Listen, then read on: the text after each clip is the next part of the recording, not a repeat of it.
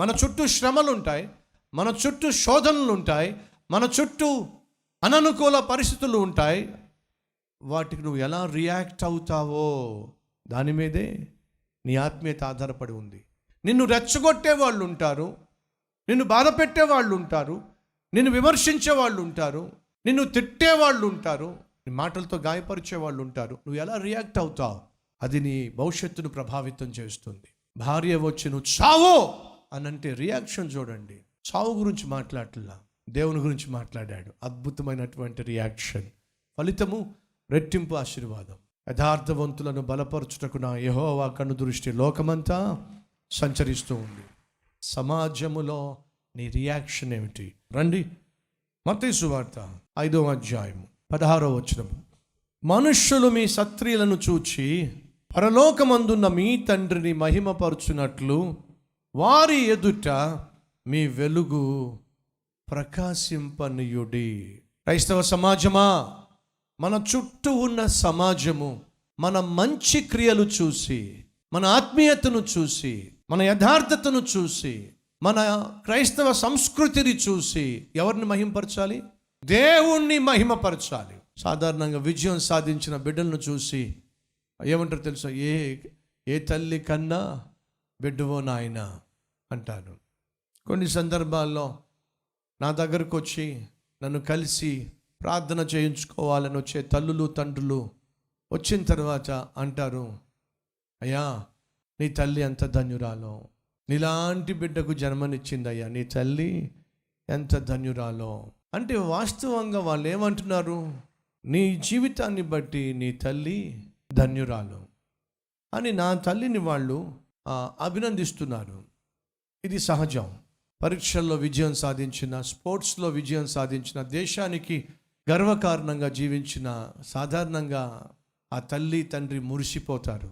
వినండి ఫ్రెండ్స్, మన జీవితాన్ని బట్టి, మన ఆత్మీయతను బట్టి మన దేవునికి మంచి పేరు రావాలి. ఆ కొడుకు తన ముదుసలి వయసులో ఉన్న తండ్రిని హోటల్కి తీసుకెళ్ళాడు. హోటల్లో తండ్రి ఏం కావాలో అడిగి ఆ భోజనం తెప్పించాడు. ఆ తండ్రి అన్నం తింటూ పాపం ఎక్కుళ్ళు వచ్చి తిన్నది కాస్త కక్కేసుకున్నాడు.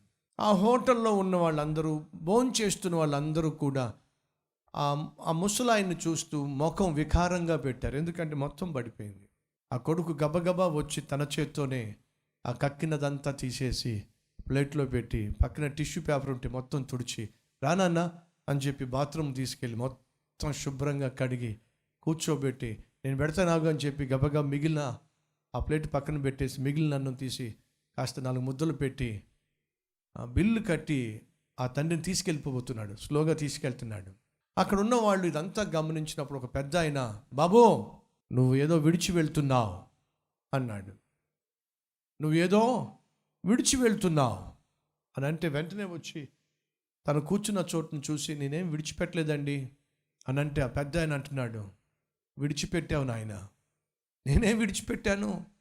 ఇక్కడ కూర్చున్న యవ్వనస్తులకు ఒక విలువైన పాఠాన్ని విడిచిపెట్టి వెళ్తున్నావు.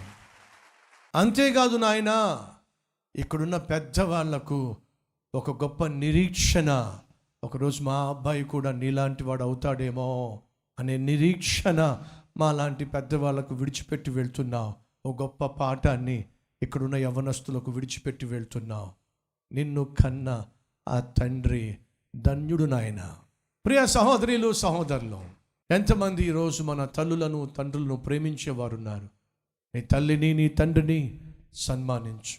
ముదిమి వచ్చినప్పుడు, వృద్ధాప్యానికి వచ్చినప్పుడు వారిని నిర్లక్ష్యము చేయదో బైబిల్ శాసిస్తున్నటువంటి సత్యము. కానీ ఎంతమంది ఈరోజు తల్లులను తండ్రులు నిర్లక్ష్యం చేసేవాళ్ళు ఉన్నారు? బైబిల్ సెలవిస్తుంది, సమాజములో మీ సత్క్రియలను చూసి పరలోకమందున్న దేవుణ్ణి ప్రజలు ఏం చేయాలి? మహిమపరచాలి. ప్రియ సహోదరులు సహోదరులు, మన చుట్టూ యాక్షన్స్ ఉంటాయి. అవి నెగిటివ్ కావచ్చు, అవి పాజిటివ్ కావచ్చు, అవి మిమ్మల్ని గాయపరిచేవి కావచ్చు, అవి మిమ్మల్ని శోధించేవి కావచ్చు, పరీక్షించేవి కావచ్చు. యాక్షన్స్ చాలా మన చుట్టూ చోటు చేసుకుంటూ ఉంటాయి. వాటి వల్ల కాదు మన జీవితం నాశనం అయ్యేది, మన రియాక్షన్స్ వల్లే మన జీవితాలు నాశనం అవుతాయి లేదా ఆశీర్వాదకరంగా మారతాయి. ఆనాడు యోబు తన భార్య తను నిందిస్తూ మాట్లాడినప్పుడు తాను కూడా తిరిగి నిందించినట్లయితే యోబు గురించి పరిశుద్ధ గ్రంథంలో లెక్కించబడేది కాదో. కానీ తన రియాక్షన్ మేలు మాత్రమే మనం పొందుకుంటామా? దేవుని దగ్గర నుంచి కష్టాలు వస్తే అనుభవించతగదా? ఏమిటి నువ్వు మాట్లాడుతుంది? మాటతో కూడా తను తప్పు చేయలే, అది తన రియాక్షన్. కాబట్టి పరిశుద్ధ గ్రంథంలో యోబు జీవితము ముద్రించబడింది. ఆ తండ్రి తింటున్నప్పుడు కక్కేసుకుని, నాన్న ఇందుకే నేను బయటికి తీసుకుని వెళ్ళను అంటే నా మాట వినవగా, బయటికి తీసుకెళ్ళి తీసుకొస్తే ఇది పరిస్థితి అని ఆ కుర్రవాడు అరిచినట్లయితే ఏ ఒక్కడు ఆ కుర్రవాడిని పట్టించుకునేవాళ్ళు కాదు. రియాక్షన్ చూడండి. చిన్నప్పుడు ఎన్నిసార్లు కక్కుకున్నానో, ఎన్నిసార్లు మా అమ్మ మా నాన్న కక్కిన ప్రతిసారి శుభ్రం చేశారో. కాబట్టి నాకు బాధ్యత ఉంది, కక్కుకున్న నా తల్లికి నా తండ్రికి సేవ చేయాలి. అది అతని రియాక్షన్. ఆ రియాక్షన్ ఏం చేసిందో తెలుసా? ఆ కుర్రవాడిని గొప్ప చేసింది, ఆ తండ్రికి ఘనతను తెచ్చింది. నాయన నిన్ను కన్నా తండ్రి ధన్యుడు నాయన. ఆ మాట అంటే ఆ వృద్ధాప్యంలో తండ్రి ఎంత గర్వించి ఉంటాడో, ఎంత గర్వపడి ఉంటాడో. Reactions matters. నీ రియాక్షన్ మీదే నీ వ్యక్తిత్వం ఆధారపడి ఉంది, నీ భవిష్యత్తు ఆధారపడి ఉంది, దేవుని దీవెనలు ఆధారపడి ఉన్నాయి. So friends, mind your reactions. నువ్వు ఎలా ప్రతిస్పందిస్తావో దాని మీద మనసు పెట్టు. నీ రియాక్షన్స్ మీదే రిజల్ట్స్ అనేవి ఆధారపడి ఉన్నాయి. నమ్ముతున్నాను అన్నవారు మీ హస్తాన్ని ప్రభు చూపిస్తారా?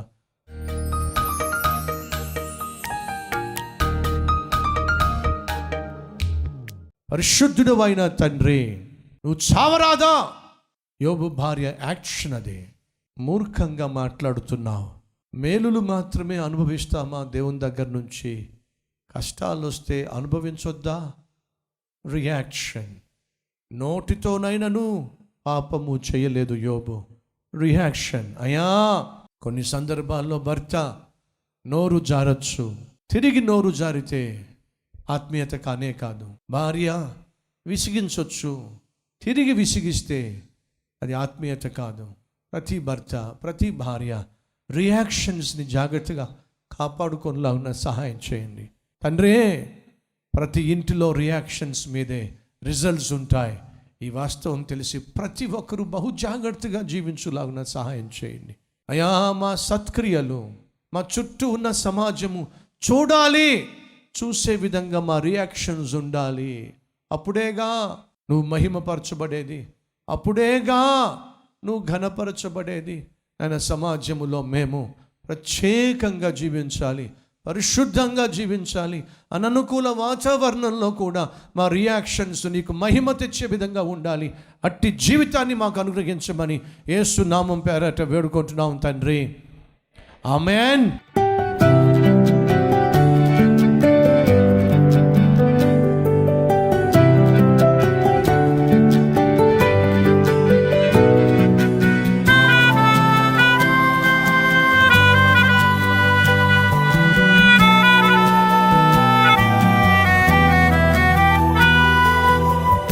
ఫ్రెండ్స్, ఈరోజు అందించిన ఈ క్లుప్త సందేశం మీకు నిజంగా ఆశీర్వాదకరంగా ఉంటే లైక్ చేయండి, 10 మందికి షేర్ చేయండి.